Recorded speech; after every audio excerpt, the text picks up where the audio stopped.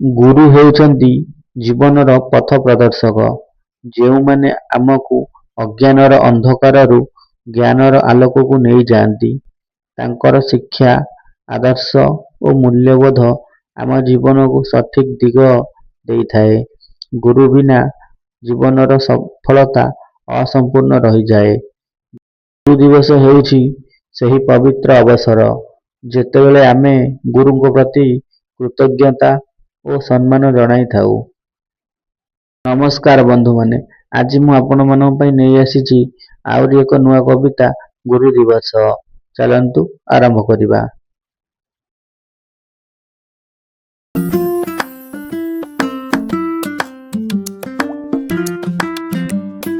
କେମିତି ଯେ କରିବି ଚରିତ୍ର ଚିତ୍ରଣ ସେଇ ମହିୟାନ ଗୁରୁଙ୍କର, କେମିତି ଯେ କରିବି ଚରିତ୍ର ଚିତ୍ରଣ ସେଇ ମହିୟାନ ଗୁରୁଙ୍କର, ମୁଁ ଯେ ନିମିତ୍ତ ମାତ୍ର, କେମିତି କରିବି ଯେ ସୀମା ଅଙ୍କନ ସେଇ ଅନନ୍ତ ଅପରିସୀମ ପରିବ୍ୟାପ୍ତ ହୃଦୟର।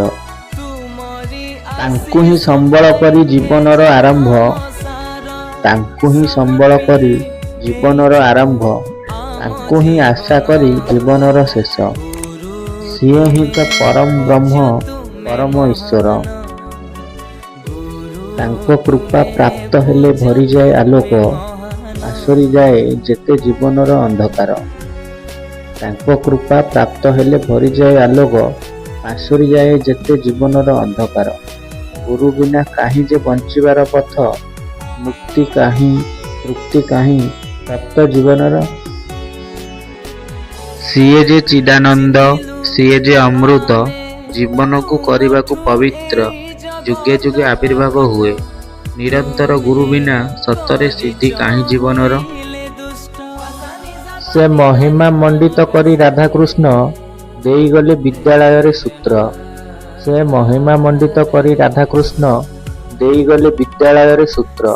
କରିବାକୁ ଗୁରୁଙ୍କ ପୂଜନ, ହେଲେ କାହିଁ ନିଷ୍ଠା, ପ୍ରେମର କାଳର କରାଳ ଗର୍ଭରେ ସବୁ ହୁଏ ଲୀନ।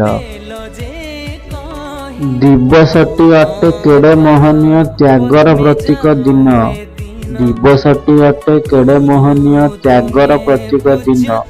ସତ୍ୟ ଧର୍ମ ନ୍ୟାୟ ତ୍ୟାଗର ବ୍ୟକ୍ତିତ୍ୱ ସର୍ବପଲ୍ଲୀ ରାଧାକ୍ରିଷ୍ଣନ। ତାଙ୍କ ଜନ୍ମଦିନ ମନେ ପଡ଼ିଯାଏ ସେପ୍ଟେମ୍ବର 5 ତାରିଖ, ତାଙ୍କ ଜନ୍ମଦିନ ମନେ ପଡ଼ିଯାଏ ସେପ୍ଟେମ୍ବର 5 ତାରିଖ। ତ୍ୟାଗର ସ୍ୱରୂପ ଛାଡ଼ି ଯାଇଛନ୍ତି ପୂଜିବା ସର୍ବ ଶିକ୍ଷକ। ଗୁରୁ ପିତାମାତା, ଗୁରୁ ଶିକ୍ଷାଦାତା ପ୍ରଥମ ଦ୍ୱିତୀୟ ସ୍ଥାନରେ। ଗୁରୁ ପିତାମାତା, ଗୁରୁ ଶିକ୍ଷାଦାତା ପ୍ରଥମ ଦ୍ୱିତୀୟ ସ୍ଥାନରେ। ସେ ଗୁରୁଙ୍କୁ ଆମେ ଭୁଲିବାନି କେବେ, ଥିବା ଯାଏ ପ୍ରାଣ ପିଣ୍ଡରେ। ଗୁରୁ ବିନା ବିଦ୍ୟା ସଫଳ ହୁଏନି, ଗୁରୁ ବୋଲି ନ ମାନିଲେ। ଗୁରୁ ବିନା ବିଦ୍ୟା ସଫଳ ହୁଏନି, ଗୁରୁ ବୋଲି ନ ମାନିଲେ। ସକଳ ବିଦ୍ୟାର ଆଧାର ହିଁ ଗୁରୁ, ଗୁରୁ ପାଦେ ଲୟ ଥିଲେ। ସେ ମଙ୍ଗଳମୟ, ସେ କରୁଣାମୟ, ଦିଅନ୍ତି ସେ ବରଦାନ। ସେ ମଙ୍ଗଳମୟ, ସେ କରୁଣାମୟ, ଦିଅନ୍ତି ସେ ବରଦାନ। ଗୁରୁଙ୍କ ଚରଣୀ ଶରଣ ପଶିବା, ଗୁରୁ ପାଦେ ନମ ନମନ। କବିତାଟି ଯଦି ଆପଣମାନଙ୍କୁ ଭଲ ଲାଗିଥାଏ, ଭିଡ଼ିଓଟିକୁ ଲାଇକ୍, ସେୟାର ଓ ଚ୍ୟାନେଲକୁ ସବସ୍କ୍ରାଇବ୍ କରିବା ପାଇଁ ଭୁଲିବେ ନାହିଁ। ଏହିଭଳି ଆହୁରି ସୁନ୍ଦର ସୁନ୍ଦର କବିତା ପାଇଁ ଆମ ସହ ଯୋଡ଼ି ହୋଇ ରୁହନ୍ତୁ। ଧନ୍ୟବାଦ।